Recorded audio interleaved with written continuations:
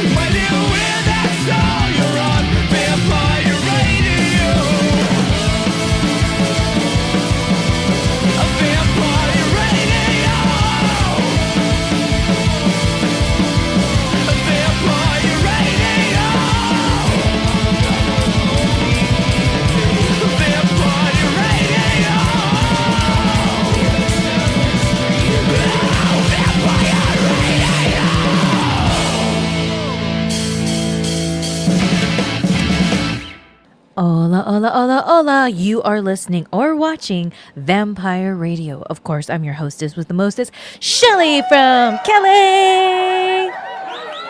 And I'm joined by the lovely podcast dog, Minnie the Moocher. Happy Friday, everyone. How has your week been? Oh my gosh. You know me, crazy Shelly. It's been a time. Here's the thing. Last week, I thought it was real cute. I thought I was going to be able to produce a new episode for you guys. I was not. I have been traveling. I was out of town. It was so awesome. We'll get into that in a little bit, but I was out of town. I thought I was going to be able to make it happen. I could not. I could not make it happen. So deal with it, okay? It was really awesome. I was out of town because I was celebrating somebody's 100th birthday. Thank you very much. And everything that came with that experience, I cherish through and through. Now, for me, I learned so much about myself, others, life, and it's a lot. And then along the way, freaking Ozzy dies, freaking Hulk Hogan dies. So let's get into it, shall we? So it's really interesting. Last night, I did an interview for a show called The Monty and the Pharaoh Show. I'll link everything below. And we were discussing the deaths of Ozzy and Hogan. And when I was sharing my experiences with Ozzy, Pharaoh had brought up a really good point. Now, long story short as I can make it, I have had many experiences, small experiences with Ozzy throughout my life. And if you want to look at it in a deep way, the timeline that has been my career and life-changing experiences. And every single time that I've crossed paths with Ozzy freaking Osbourne, I didn't realize it till last night when I got into the different situations. One was at a Ozfest. Two of them actually were at two different Ozfests.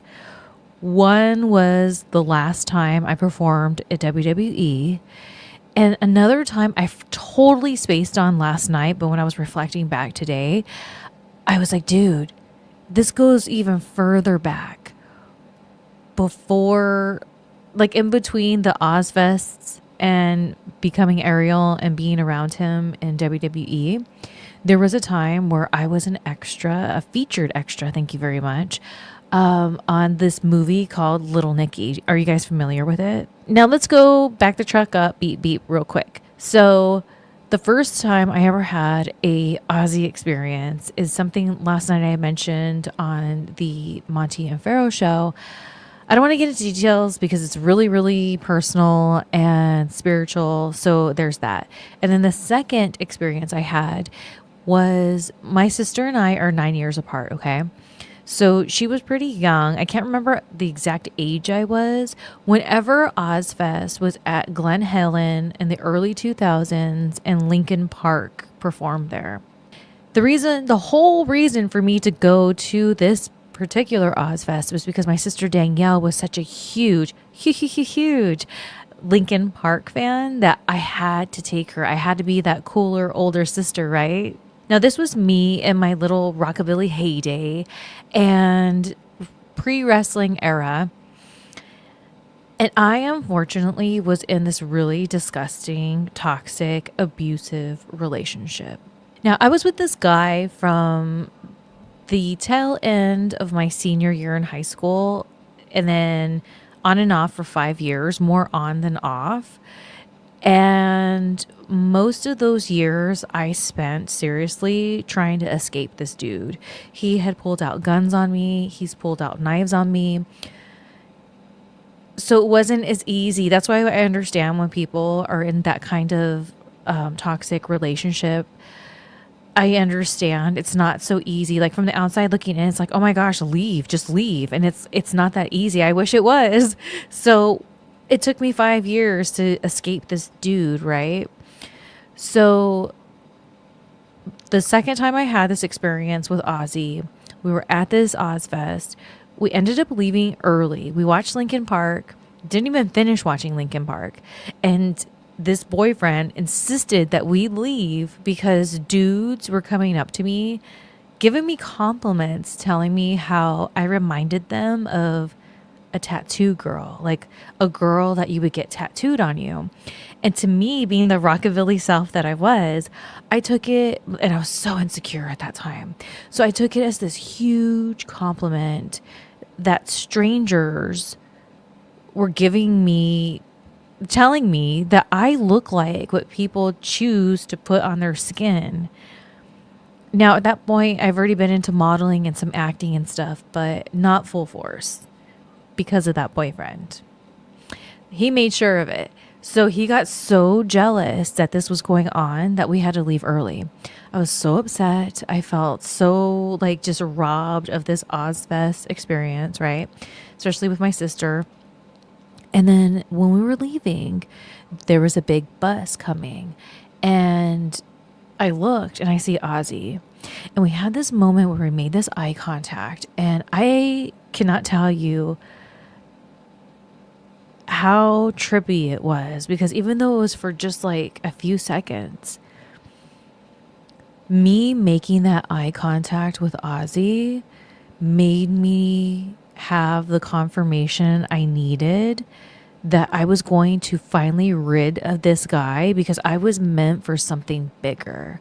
I was meant to not be stuck in this relationship and just let it eat at me away until I'm nothing. That was my sign. And I remember he got this mischievous little smile, and then he like ducked because he wasn't supposed to be in that area. We weren't supposed to be there either. It was this whole thing. So there was that. Then this is something I forgot last night. When I had this non-credited, non-speaking role on the movie Little Nicky, that's when I got to meet Adam Sandler, the guy that played Adrian, and Ozzy was there. Now, in the movie, Ozzy arises when it's the end of the world, and then he turns into a bat. So there was Ozzy.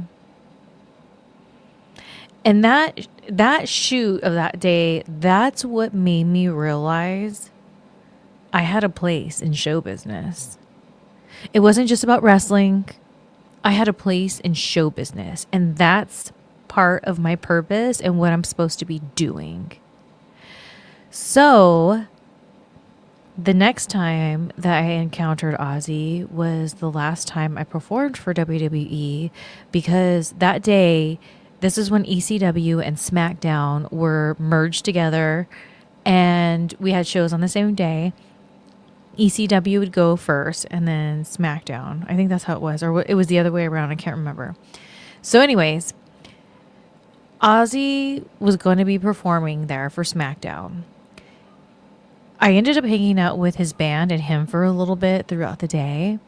And his band members were so intrigued by my Ariel character that after the show was over, after their part was over for the show and Ozzy had already left, they were like, we're staying because we want to see you perform. Now, this is my infamous day where I got into the backstage fight with Batista.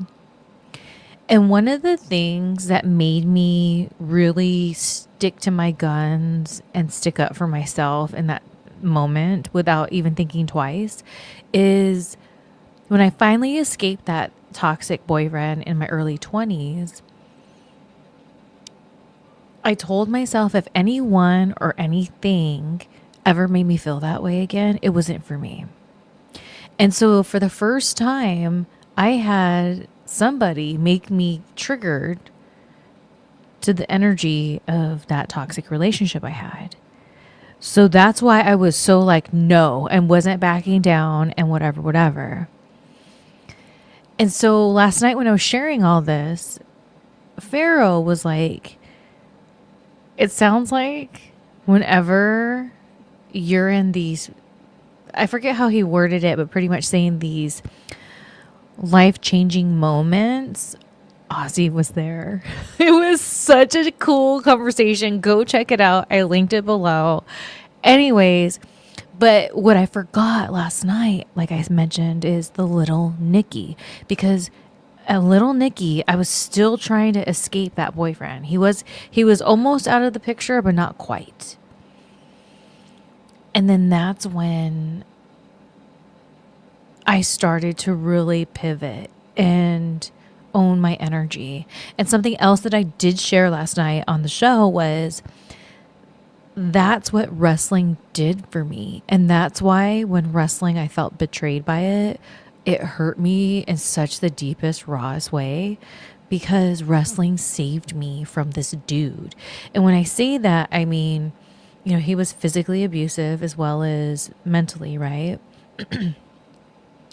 And when I started wrestling, there were dudes who would try to stiff me in the ring during training to see if I was really there just to like try to be on TV or something, or if I was really there to like learn. Old school mentality. I'm not saying it's right or wrong. It's just old school. That's where I came up in the wrestling business. So I learned how to protect myself. And not only that, I learned how to give it back. So the first time that when this dude, this relationship I was with, I fought back and was able to protect myself, there was a moment I saw where he was just like shocked. He couldn't believe it. And that's why I rode so effing hard for wrestling. Because it gave me the confidence within myself to finally not just leave that relationship with that first step of like, F you, dude, no. No. And that was truly the beginning of the end of finally escaping that guy. And it's such a trip that Ozzy would pop up throughout that timeline. We talked about Ozzy, so now let's talk about Hogan. Now, of course, I got asked about what my feelings were last night, right? And I say this with all due respect, okay? If you are somebody that's listening or watching this, chances are you have watched or listened to my content in the past. And I've been very vocal for many, many years that I didn't really care for Hogan. I didn't like him. And what made me have that opinion was when I was around him a few times, I'm so sorry to say this. I'm not trying to be disrespectful or anything like that. I just didn't get a good vibe. And then I start hearing stories firsthand from people involved at times. And I'm like, see, dude, I knew I didn't get a good vibe, but I didn't know the guy. So can I really say, I don't know, especially people change. Man, I've had my eras of being a complete douchebag. And there's probably people out there that are like, Shelly's a complete bitch and a douchebag. And they're right. The version of me they knew, yeah, I was going through it. So I try to give people some grace, right? But it feels weird, dude. It feels weird that Hogan passed away. It is so weird.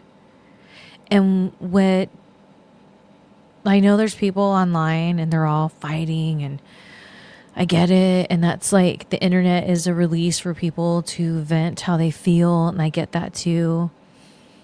So it's kind of like this like chaotic thing. And I don't know. The whole thing is weird. I don't know how to feel about it.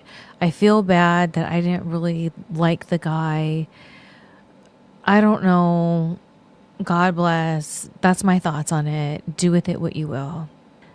Let's get into a little bit of music, shall we? Kicking off this first block of music, we have Tribe Track with Community.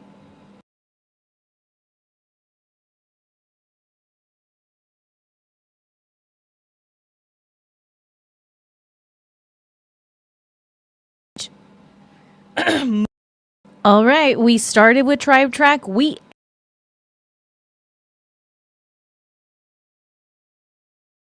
And I say this with all due respect, okay? If you are somebody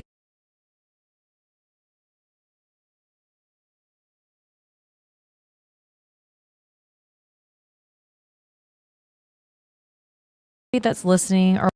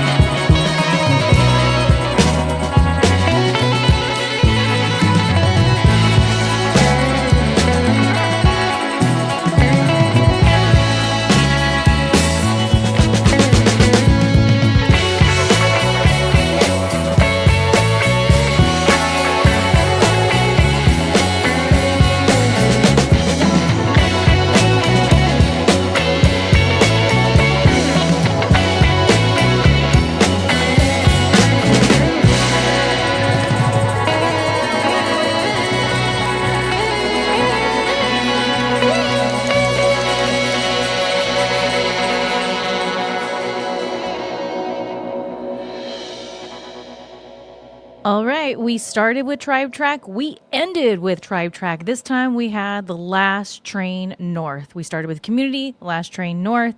What did you guys think? Let me know in the comments below. And if you would like to check out any of these bands that I played today, of course, all of their links are in the description. So, if you tuned into the last episode of Vampire Radio, oh my goodness, it was such a struggle because I was having so many editing problems. Like, oh my gosh. But here's the thing, I could sit here and go and bore you guys with the details, but the silver lining of all of the trouble, the drainage, the overwhelmingness, everything that came with trying to put the last episode together is I learned a lot more about Adobe Premiere, which is what I use to edit. So even though it was a headache, and even though there's some things I still have some grievances with Adobe Premiere, I also discovered some really cool things that's going to help my content creating. So there's that. So a really long time ago, a friend of mine sent me this really cool video. I should have watched it before I hit the record button right now, but it was a rabbi talking, and I can't remember if it was a lobster or a crab. Either way, I think it was a crab. Maybe it was a lobster. I don't know. But the point is he was using the analogy of when the crab / lobster looks for a bigger crab or shell to live in.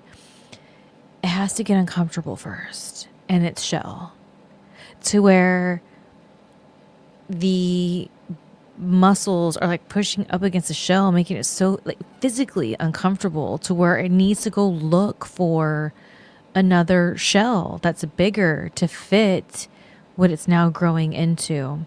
And that's something that has always stuck with me, even though that's why I should know if it's a lobster or a crab. I think it's a crab. And it's so effing true, dude. And not just with last week's episode, but just like everything that's been going on in my life for years now has made me so uncomfortable. So uncomfortable. I'm uncomfortable in my own shell. But I have to break through to find the shell that can be my new home, that has space for me to grow. And that's just where I'm at right now. And I feel after everything that's been going on, especially after this past year, I think I finally found a shell that I can now grow in, and I'm really excited about it. Part of that uncomfortableness was I had a total meltdown on the last Smokeout. I'll link it below. Total meltdown. So many F-bombs. I was so over it. And I feel that was one of the final stages of me breaking out of my old shell. And it had to happen. And it sucks. But I'm glad that it happened the way it did, because I feel that there's probably people that watched it, either when it was live or the replay, that it's going to help in one way, shape, or form. And that's what I'm in the business for, is if I can share my story just to help other people feel, if not for nothing, not alone, then my job is done. You know what I'm saying? Have you guys seen the Gladiators documentary on Netflix? I know it's kind of old news. Oh, it is no old news by now. But OM to the G, let's just talk about it for a second, can we? So the first time I watched this documentary was actually last year, so I was late to the game, but it was so well done, from the storytelling to hearing about the behind the scenes of something that was very influential to my childhood, to be honest with you. And then seeing how the people at Netflix edit it together. If you don't know, now you know. One of the many jobs I have in life is I'm a video editor. I've been a video editor for a really, really long time, over 10 years at this point. Not just for my own content, but for other people's content and for companies. So when I say the way they edited the Gladiators documentary on Netflix, like, that's the mind space that I'm coming from when I say that. And let's not even get started on how they incorporated the animation to go along with whether they were telling stories or it was the transitional shot from point A to point B. So well done. And for me, being an athlete pretty much my whole life, it was so cool to hear the behind the scenes stories from these people, like from the horse's mouth. You know what I mean? To me, it really reminds me of back in the day when I was totally obsessed when WWF had those VHS tapes and it would show you the different superstars and whether they would take you back to their hometown, show you the roots of where they came up in wrestling by photos or videos, whatever. That's what this documentary really kind of connected with me as far as hearing that backstory, because me being a fan watching when WWE or F at the time had these videos, what was it called before they were superstars? Remember that? When I would watch it, I would connect with these different people who I was seeing them just as these characters in wrestling, but they became humanized to me, and not just from a fan to wrestler ratio, but the fact that I was already in modeling and acting. And so I connected, even though I wasn't where I wanted to be with wrestling yet, or maybe not even at that point yet. Hearing these people's stories, it resonated with me. And that's exactly what happened with the Gladiators Netflix documentary. In particular, Lori Fetrick, who plays Ice, I really connect with her. And here's the thing, seeing her from back in the day footage, I'm just like, oh my gosh, it does something to me. It like activates this part of me. It's so effing crazy. Same thing with Nitro, which is really interesting because back in the Disney brother sister, I was a part for not full time, but just like here and there, a promotion here in town, and it was a school called UPW, Ultimate Pro Wrestling, and they were really connected not only with WWF but with just gigs here in town for like stunt work and things like that. So it was a good company to get in on back in the day, especially here in SoCal, where wrestling on the independent level was really scarce. You know what I mean? Like, people don't realize that. You guys are spoiled over there in the Midwest and other countries and on the East Coast, because it just, the presence was so kayfabe, brother, sister here in SoCal back in the day. I just remember watching those before they were stars, and it pushed me to want to be a wrestler all that much more. So going back to the Gladiators documentary on Netflix, and specifically seeing Ice and Nitro, it, like I said, activated something. And going back to UPW, I kept having this memory of meeting Nitro at UPW. So I became obsessed. I wrote on Instagram to Nitro. I wrote to Rick Bassman, who was the owner of UPW, and Bassman got back to me and he said that he had Nitro there at a couple shows behind, like backstage or whatever. So it made sense. So it's so interesting to me how I have a really good memory. I remember a lot. So when I don't remember pivotal I can't even talk, pivotal moments in my career or in my life, or people who inspired me or whatever, and Nitro was one of those people that he did something to my soul when I would watch Gladiators, dude. Him and freaking Ice, I'm telling you, I don't know what it is. I'm still trying to figure it out. Bottom line is, so life presented me to be in the presence of this dude at UPW, you know, and it's just, it trips me out. And I want to do a rewatch because I only watched it the one time, and I feel going back, much like my 90 Day Fiancé Last Resort, it's like when it's brand new, it kind of can be overload of information. So like when you kind of already know the story and then you revisit it, at least for me, I'll kind of discover different parts I didn't catch the first time because it was overload the first time. So going into it knowing a lot of the details. So stay tuned on that. I need to do a rewatch and then do a review here on Vampire Radio. What do you guys think?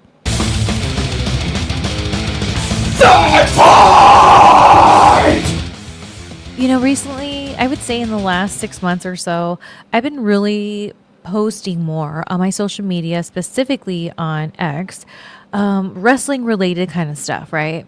Which has landed me to be invited to different people's podcasts and things of that nature and collab with people where I'm talking about wrestling, specific events in wrestling for some of these.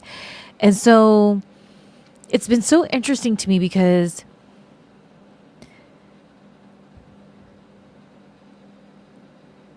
enjoying wrestling again after everything I've gone through with wrestling,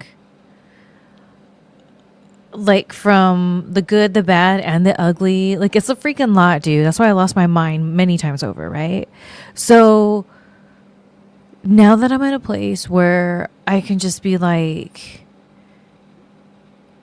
enjoying it and being a fan at moments again, that to me is really important. And collabing with people or doing interviews with people and them asking questions and me paying more attention to the current products that are out there. And a lot of that has to do with the fact that I'm seeing a lot of people finally getting their TV time that I always believed in and always felt like they deserved TV time, but for whatever reason, it just didn't pan out back in the day. And now they're just shining and it's so freaking cool to see. So how can I not want to see what these people are up to by catching up on the products that are out there now? And it's so cool that there's different companies now, different options, different styles, different vibes. And it's so crazy because I've been so lost in the yay, I love wrestling again vibes that it kind of takes me back that I've gotten some haters from it. People being like, oh, she just started watching again. Like, what does she know? I was in the wrestling business for 17 years, so I kind of think I know what I'm talking about here when I voice my opinion on certain things or whatever. That's what I know, actually. That's what I know. And just hearing the snarky little comments and things that get back to me and people having their little opinions of like almost treating me like I'm jumping on some kind of like wrestling bandwagon. And it's like, and these people who have been real vocal about it tend to be people who, even though now they have a career or they can make money online talking about wrestling or whatever, it's like you were never in the business. You were always just a fan and you found a way, which is so cool, to make money as a fan by talking about wrestling or whatever. So what's the freaking problem here? Like, I was in the wrestling business for 17 years. Just because I stepped away from it for a while and then decided that I'm actually enjoying myself watching the products now or revisiting old school stuff. Like, what's the problem? Why is it okay for fans to be out there talking, whether they have a podcast or they interview people or they just post online, whatever it is? Why is it now this acceptable thing that fans are now invading my world, thinking they know everything, and some of them making money, but me lending my voice from experience and being talent, so I know what I'm talking about? And now it's like, oh, she just started wrestling. What is she talking about? Oh, this, and that. Ugh. Like, gag me with the effing spoon real quick right now because it is so upside down. I just can't. But I don't let that energy F with me in the sense of I still enjoy watching what I watch. I choose to watch what I watch. I don't have little things in the works and like I have to politic and like this, that, and the other. I'm just literally a person that's been doing content creating since the early 2000s. DesireLive.com, shout out. Like, this is nothing new for me. So people can have their little opinion. That's fine. If you really want to dig deep, go ahead. I've been doing this for a very long time. Have a seat, relax. It's going to be okay. And bottom line is, the ones that run their mouth the most about me are people that are making more money online than I am. So it doesn't make sense. It's like, you are making more money than me online. So what's the problem? I don't know about you, but I can definitely go for some more music. So let's kick off another block of music. And we're going to start with Mood Ring by National Sweetheart.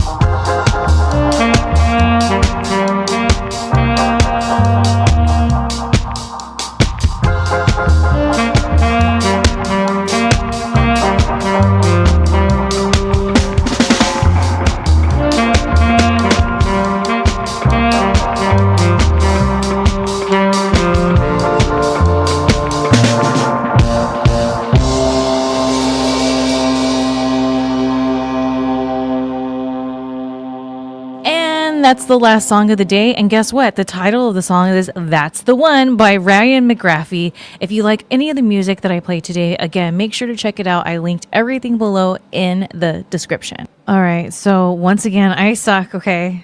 I do not have a 90 Day Fiancé The Last Resort review because I went out of town. I was gone. Life's been crazy. Hopefully this weekend will be the weekend where I'll rewatch it. Hey, everything happens for a reason, so I'm not even going to stress out about it. So hopefully next week I will have a update for you on the 90 Day Fiancé The Last Resort. Well, it's kind of late, like not super late, but like 7-ish. Yep, 7 o'clock. It's 7 o'clock, so I got to go walk Minnie and then edit this together, put it up for you guys, then stream it. So I have a lot to do tonight. But I just want to say before I let you go, I hope you have a good weekend. You guys got to stay safe out there, stay hydrated, stay aware, pay attention, and remember, I'll be back next week, next Friday, here on Vampire Radio to entertain all you fine people in hopes to make you smile, make you laugh, maybe even make you cry. But at the end of the day, you'll walk away saying, I had a fun time. Until then, I'm Shelly from Cali. She's the podcast dog, Minnie the Moocher, and we'll be smelling you guys later. Adios.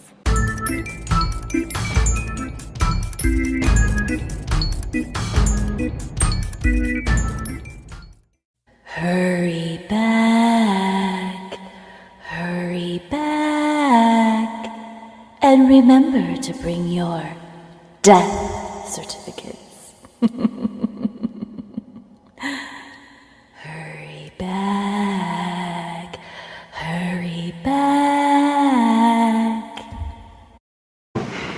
You a little bit nervous today? Feel great.